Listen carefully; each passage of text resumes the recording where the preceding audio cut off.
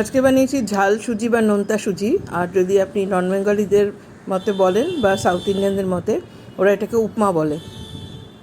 আমরা সাধারণত সুজি মিষ্টি খাই, কিন্তু এটা নোনতা সুজি আর কি। তো এটাকে ঝাল সুজিও বলা যায়। তো আমি এই যে বিভিন্ন রকমের রান্না দিই বা যারা রান্নার পোস্ট দেন, তারা যে খুব ভালো রান্না করেন তা নয়, কিন্তু তারা রান্না করতে ভালোবাসেন এবং সবাইয়ের সাথে সেটা শেয়ার করতে ভালোবাসেন, সেই জন্যই দিই।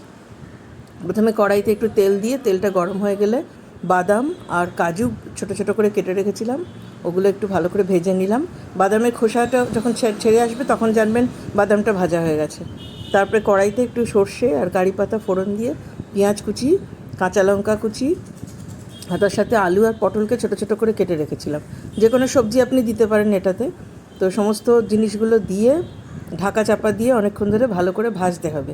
আর এখানে নুনটাও আমি দিয়ে দিই যাতে পেঁয়াজটা তাড়াতাড়ি মানে সেদ্ধ হয়ে যায় বা ভাজা ভাজা হয়ে যায়।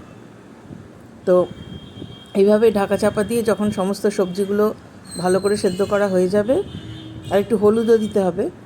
আর বাকি আর কোনো মশলা ব্যবহার করি না, যেহেতু সর্ষে ফোড়ন দিয়েছি আর কারি পাতা দিয়েছি, ওই কারি পাতার গন্ধটাই ভালো লাগে। এটা মেনলি সাউথ ইন্ডিয়ান টাইপেরই খাবার, ওই জন্য এটাতে কারি পাতা সর্ষে ব্যবহার করা হয়। তো এইভাবে ঢাকা চাপা দিয়ে যখন ওই সবজিগুলো সেদ্ধ হয়ে যাবে, তারপরে স্টেপে একটা বাটিতে এমনি পাতলা সুজি, যেটা মানে একটু ছোটো দানার সুজি, সেটা রেখে দিয়েছি। সেই সুজিটা এবারে দিয়ে দেবো, দিয়ে সুজিটা দিয়েও আবার খানিকটা নাড়াচাড়া করে সুজিটাকে ভাজা ভাজা করে নেব, সুজিটা যেন কাঁচা না থাকে। তারপরে মানে পরিমাণ মতো একটু জল, যতটা সুজি দিয়েছি ততটা জল দিলেই হবে। জল দিয়ে একটা লো ফ্লেমেতে ঢাকা দিয়ে সুজিটা আর আলু আর পটলগুলো সেদ্ধ হওয়া অবধি ওয়েট করতে হবে।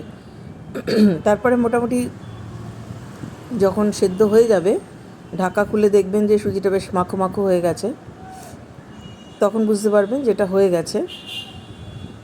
তো একটু ধৈর্য ধরে আপনাকে করতে হবে এটা, সুজিটা কাঁচা থাকলে ভালো লাগবে না, বা সবজিগুলো যদি সেদ্ধ না হয় তাহলে ভালো হবে না। তো যখন পুরো ব্যাপারটা সেদ্ধ হয়ে যাবে, তখন আপনি ওপর থেকে যে বাদাম আর কাজু ভেজে রেখেছিলেন আর তার সাথে অল্প কিশমিশ দিতে পারেন। আর আমি ঝালের জন্য অল্প গোলমরিচের গুঁড়ো ব্যবহার করি, সেইগুলো ওপর থেকে ছড়িয়ে দিয়ে নাবিয়ে নিয়েছি। তাহলেই তৈরি হয়ে গেছে নোনতা সুজি বা সুজির উপমা, যাই বলেন। তো এটা একটা খুব হেলদি খাবার, বেশি তেল লাগে না এটা বানাতে, হেলদি এবং টেস্টিও অ্যাট দ্য সেম টাইম। মিষ্টি সুজির চাইতে তো আমার নোনতা সুজিই খেতে ভালো লাগে। আপনারা বাড়িতে করে দেখতে পারেন, ভালো লাগবে।